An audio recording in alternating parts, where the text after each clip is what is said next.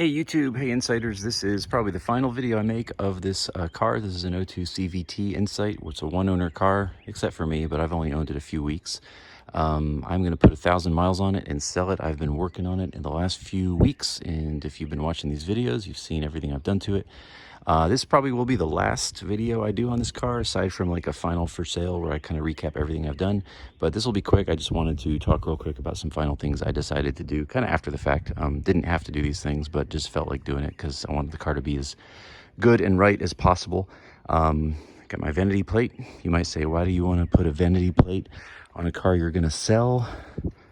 Super ultra low emission vehicle. So the 5-speed was the ULEV ultra low, and you might say, well, that the manuals get better gas mileage, so why does the CVT have a better ranking? And it has to do with the lean burn, which that car has. Manual CVTs in USA at least do not have lean burn. I think they do in the Japanese market, but in any case, because of the lean burn, it cuts it down to only ultra low. But without lean burn, it allows it even better emissions, which is how this got the super ultra low. So sounds like something from Star Trek, but in any case, I thought that was cool. And yeah, I just like mementos of cars that I've had. This car's special. I really love it. But if you're interested preliminarily, I've had a few people already who said they were. I'm in Georgia, Southeast Georgia, USA, and my email address is puddleglum72@gmail.com. That's puddleglum72@gmail.com. And this car is going to be about perfect. 115,000 miles, garaged, one owner, except for me. Really only thing going on other than a few little blemishes here and there. Has this dent in the door, which I thought about fixing, but I don't think I want to because I don't want to get the price up too high. Has a little bend there in the hood, but it's, again, minor. Price-wise, I'm thinking $6,200 for this car.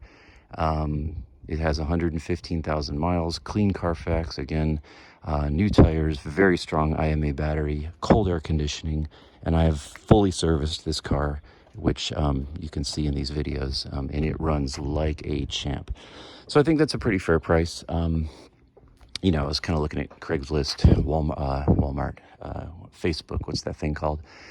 You know, and to get a Honda, any Honda with 100,000 miles, 115,000 miles in this good shape is kind of impossible. So when I decide to sell it, I will post it up here on YouTube and probably maybe one or two other places for a couple weeks. And then if I don't, if I don't sell it, I have no doubt I will, you know, there's with all the people doing DoorDash and that sort of thing, a car that gets 58 miles per gallon for $6,000 with low miles is going to go very, very quick, I'm sure. So in any case, today's video, what am I doing? Just 3 things. And again, these are things I didn't have to do, but I just decided to do. So you might remember if you watched my other videos, I did replace the A-pillar clips, which is a common source of leaks in these cars on the passenger side, because with rain, I was getting a wet seatbelt there, but the driver's side was dry. Well, we had a real heavy rain this weekend, and the seatbelt was a little bit wet, so I decided to replace these clips. So I'm going to be taking this off and replacing those clips, and every other leak has been stopped. Again, it was in a really, really heavy rain. 0 hatch leaks, so all the other stuff I did was successful. So I'm going to do that. Second thing is I am putting these new buttons in, these PCBs for the, I got 2 here. And so these are going to be installed. Listen to that wonderful sound. If you're a Gen 1 Insider, you know what this is. So all the little quirks that these cars have, one of them is that these trip buttons go out, and this car is 20-something years old. So these buttons work, but you got to really push them hard. So I'm going to take all this apart and then pull the gauge cluster out, take it apart, and then replace these 2 circuit boards inside, and that will get those buttons working perfectly without having to push real hard. Third thing I'm going to do, probably the most important, you probably notice I have this little towel here. The reason is that these Gen 1 Insights are not kind, not rough, not soft riding cars at all. So I ordered a set of upgraded springs, and again, I was not going to do this to the car, but I just thought, you know, I just really want it to be you know, as good as possible. And if I were keeping it, I would do this. So I ordered a set of these upgraded springs.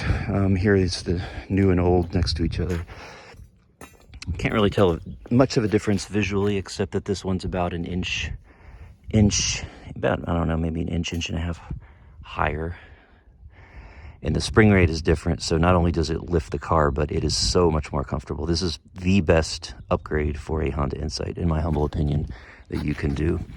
And so I'm in the process of installing these. I got this one out, cleaning everything up here, and then I'm going to take care of that one and get all those in.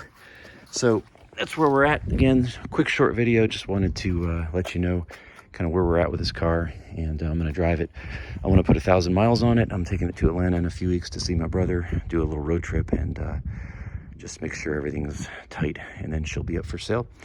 So next video will be a for sale video of my 02 CVT Honda Insight. I'm in Southeast USA, Georgia, and holler at me if you're interested. Great car here. Really wonderful car. Thanks for watching. Peace.